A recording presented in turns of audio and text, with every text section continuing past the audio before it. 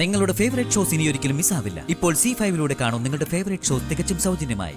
രാധിക അവളുടെ മുറിയിലില്ല. ഞാൻ പുറത്തു നോക്കി, എവിടെയും കാണാനില്ല. അവൾ എവിടെ പോയതായിരിക്കും? ദേവനോട് ഇപ്പൊ ഒന്നും പറയണ്ട. ദേവൻ അമ്പലത്തിലേക്ക് പോവട്ടെ.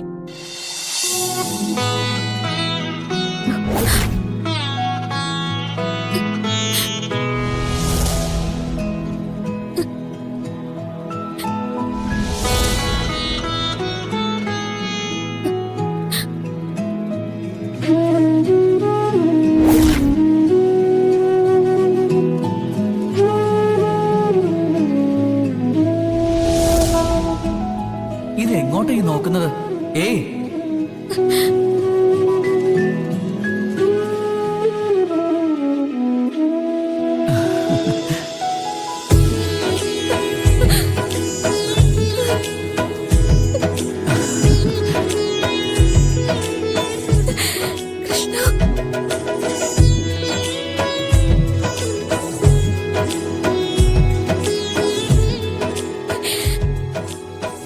പ്രിയപ്പെട്ടവരെ ഒന്നും ഉപേക്ഷിക്കാൻ പറ്റില്ല. ഈ നടയിൽ നിന്നും പോകാനും പറ്റില്ല. പിന്നെന്ത് വേണം?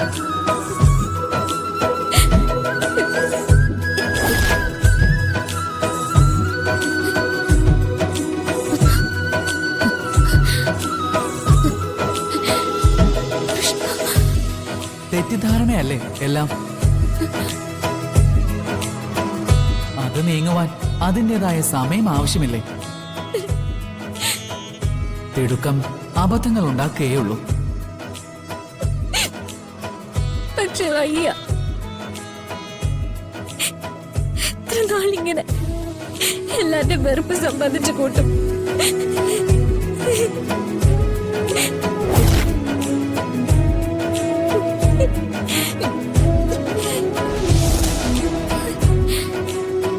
ഏത് ജന്മത്തിനും ചില ദുർഘടമായ യാത്രകളുണ്ട്. അത് താങ്ങാതെ നിവൃത്തിയില്ല. അത്തരം പാതകളിലൂടെ നാം തന്നെ കടന്നുപോയിട്ടുണ്ടല്ലോ. അറിഞ്ഞുകൂടെ? ഭഗവാൻ പ്രപഞ്ചത്തിന്റെ നാഥന. എതിരെ വരുന്നതെല്ലാം അങ്ങയുടെ ശിരസിന് മേലെ പുഷ്പങ്ങളായി വീഴും. പക്ഷെ കേവലം മനുഷ്യകുലത്തിൽ പെട്ട എനിക്ക് അങ്ങനെയല്ലല്ലോ.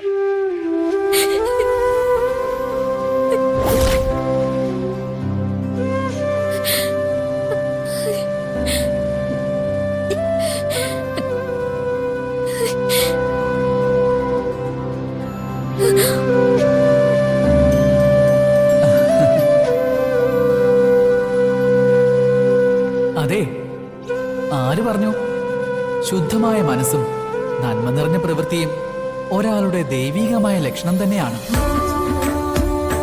കുറച്ചു കാലം കാർമേഘത്തിന് താഴെ ആയാൽ പോലും ആ നന്മയും ശുദ്ധിയും തിളങ്ങിക്കൊണ്ടേയിരിക്കും. അങ്ങനെ പരീക്ഷിക്കണോ കൃഷ്ണ? പരീക്ഷണങ്ങളുടെ കടല് താണ്ടി എത്തുന്നവരെ നെറുകയിൽ തൊട്ട് അനുഗ്രഹിച്ച് കൂടെ കൂട്ടിക്കൊണ്ടു പോകുന്നു. അത് തന്നെയല്ലേ ആഗ്രഹിക്കുന്നത്?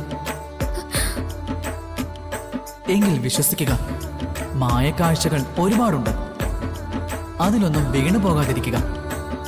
നല്ലത് വരട്ടെ.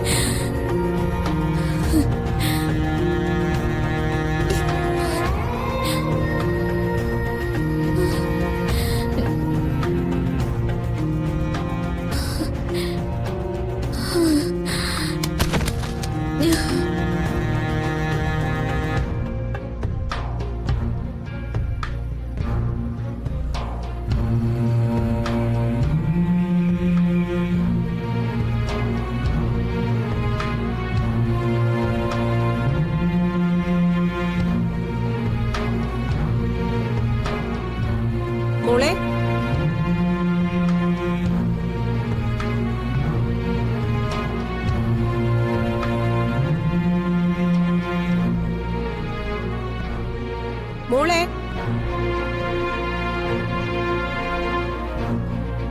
മോളെ രാധികേ മോളെ രാധികേ മോളെ രാധികേ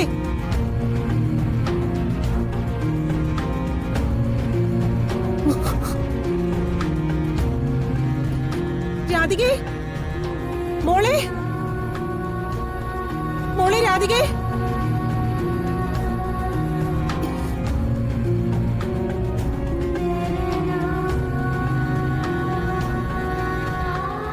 അമ്മേ എന്താ? രാധിക അവളുടെ മുറിയിലില്ല. ഞാൻ പുറത്തു നോക്കി, എവിടെയും കാണാനില്ല. അവൾ എവിടെ പോയതായിരിക്കും? യശോദേ, ദേവനോട് ഇപ്പൊ ഒന്നും പറയണ്ട. ദേവൻ അമ്പലത്തിലേക്ക് പോവട്ടെ.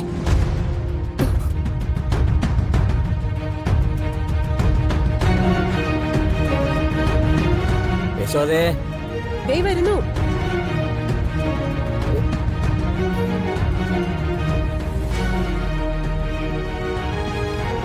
മോളെ എഴുന്നേറ്റില്ലേ? എന്നും അവളെയാണല്ലോ കണി കാണാറുള്ളൂ. ഇന്നലെ ഒരുപാട് വൈകിയല്ലേ കിടന്നത്, അതാവോ എഴുന്നേക്കാത്തത്. എന്നാലും ഒന്ന് കാണാതെ ഇറങ്ങാൻ മനസ്സ് വരുന്നില്ല. ഞാനൊന്ന് ദേവാ, സമയം തെറ്റിക്കണ്ട. നീ ചെല്ലേ. വിളിച്ചുണർത്തിയാലും കരച്ചില് തന്നെ ആയിരിക്കുമല്ലോ.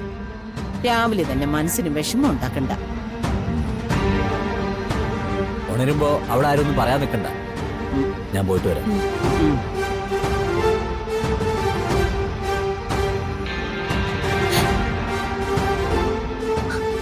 അമ്മേ, എന്റെ മോള്. നിന്റെ മോള് അതെന്താടി?